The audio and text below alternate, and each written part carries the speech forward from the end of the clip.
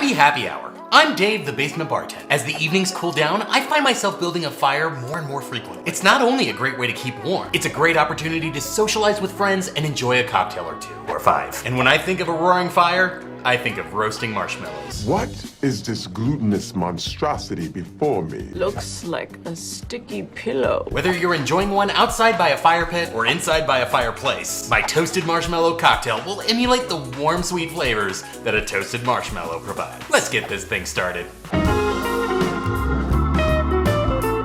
Basement bartender. The classic flavor combination related to toasted marshmallows is one I think we all know. When the marshmallow's flaming, you stick it on the chocolate, then you scotch. My recipe will incorporate a bit of graham and a hint of chocolate, but I'm trying to focus more on the marshmallow for this particular drink. Marshmallow.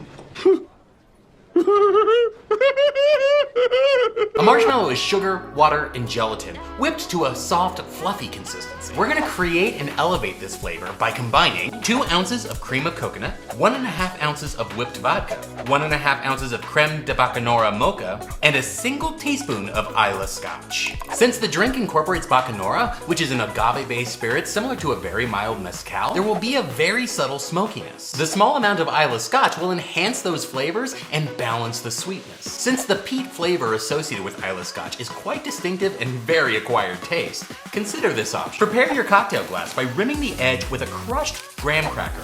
While normally an acid is used as the rid adhesive, for this drink, I'd like to use a paper towel soaked in simple syrup to help the graham cracker stick.